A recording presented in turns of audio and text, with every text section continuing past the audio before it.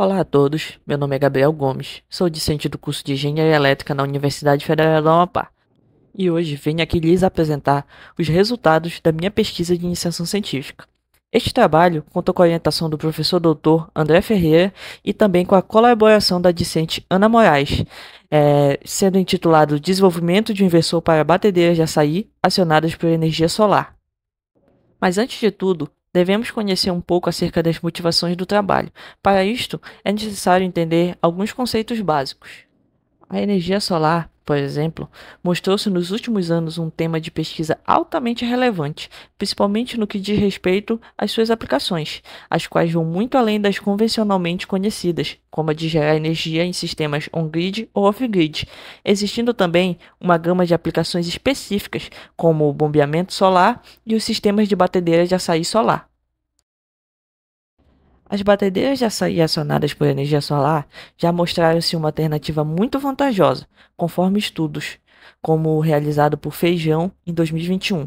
Entretanto, os SBS, como são chamados, ainda possuem alguns empecilhos ao seu funcionamento. Um deles é o custo do inversor, que corresponde a aproximadamente 26,92% do investimento total desse sistema.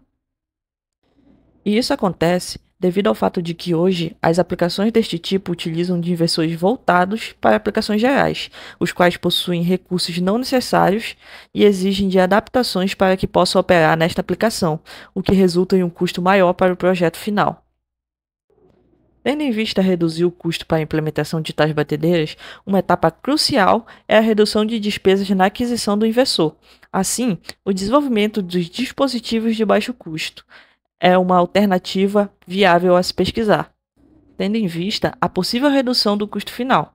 Deseja-se, assim, simplificar o modelo desenvolvido. Logo, seu circuito de controle deverá conter somente as funções necessárias à operação estável e eficiente do sistema, mantendo apenas os estágios julgados essenciais, sendo estes a unidade de potência, unidade de controle, a unidade de driver e os sensores. E uma etapa essencial para a redução de custos é a seleção adequada dos componentes a serem utilizados, obtendo um bom custo-benefício. Para isto, optou-se por utilizar o microcontrolador DS-PIC para as funções de controle, aliado aos drivers IR21844 e ao MOSFET IRFP460. E uma vez definidos os componentes, bem como as ferramentas a serem utilizadas, é possível dar início ao desenvolvimento do protótipo, utilizando as 5 etapas aqui definidas. É importante frisar que a cada mudança realizada, tanto no programa do microcontrolador quanto no layout das placas de circuito impresso, é necessário repetir os passos que foram definidos aqui. E após estudos e consultas adicionais, com o objetivo de chegar a um bom layout para cada unidade do inversor, é possível definir um diagrama esquemático para cada uma dessas unidades, como o que pode ser visto mais acima na figura. Posteriormente, é definido o layout físico da placa de circuito impresso a ser confeccionada. Ao lado, nós vemos o esquemático da unidade de drivers, do condicionamento de sinais dos sensores e do próprio estágio de potência. Uma vez que estamos com os layouts prontos, é possível utilizar a CNC adquirida para o desenvolvimento deste projeto para a confecção das mesmas, reduzindo o tempo entre cada tentativa de desenvolvimento. Podemos ver ao lado algumas das unidades após serem confeccionadas e montadas com os devidos componentes pertencentes a cada unidade. Para os testes iniciais, conforme a metodologia definida, é utilizada a carga resistiva. Este primeiro teste é muito importante, pois ele mostra possíveis erros na programação do código ou mesmo no layout das placas. Não havendo nenhum erro, espera-se que as lâmpadas utilizadas acendam, que é justamente o que nós obtemos aqui. Outra informação importante obtida por este teste é a leitura da forma de onda da tensão de saída, onde na imagem mais abaixo podemos ver a captura da tela do osciloscópio, onde claramente temos uma onda quadrada modificada, conforme se esperava para esse tipo de inversor. E para validar o funcionamento dos sensores desenvolvidos, sendo estes um divisor resistivo para a leitura de tensão e um resistor shunt para a leitura de corrente, foi realizado um ensaio variando a tensão de entrada do sistema entre 5 e 120 volts, tomando passos de 5 volts. Nos gráficos, podemos ver o sinal da tensão presente na saída de cada um dos sensores durante o ensaio realizado, onde tem-se a tensão variando linearmente com a entrada, enquanto para a leitura da corrente, a variação ocorre de forma coerente com a carga utilizada, a qual neste caso é o próprio motor de indução trifásico. Já no segundo gráfico, logo abaixo, temos a comparação do valor lido pelo sensor de corrente, em laranja, e o valor real da corrente que circula pelo nosso circuito, em verde, onde vemos que o comportamento é completamente coerente, apresentando apenas um deslocamento de amplitude que posteriormente pode ser corrigido por meio de equação.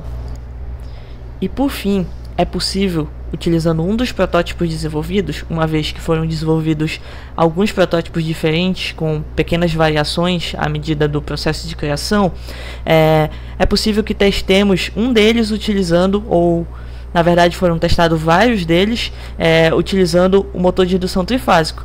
No vídeo nós podemos ver que são realizados testes em que a programação permite controlar a velocidade do motor por meio do potenciômetro, mas essa programação também poderia ser alterada por meio do próprio programa.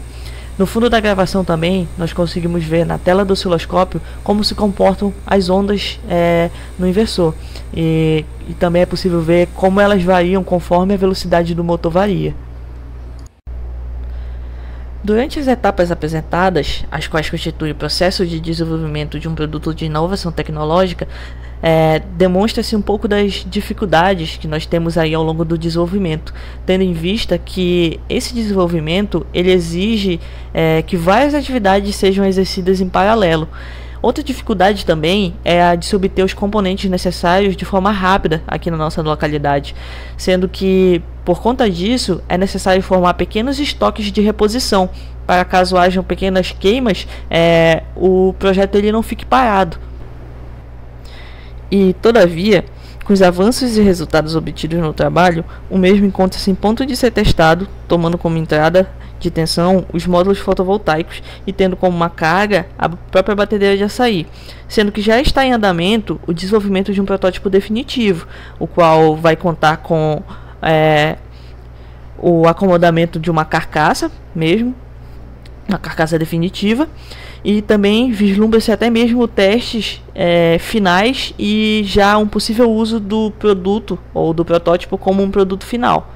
Além disso, sugere-se também, como um estudo futuro, a adequação do protótipo como um recurso didático. Isso pode ser feito através da implementação de sensores auxiliares que permitam a visualização de todas as formas de onda presentes no inversor diretamente da tela do computador, de maneira a permitir o melhor entendimento e a observação dos fenômenos que tangem a conversão de energia por parte dos discentes. E por fim, gostaria de agradecer à organização da Semana Nacional de Ciência e Tecnologia pela oportunidade de apresentar este trabalho.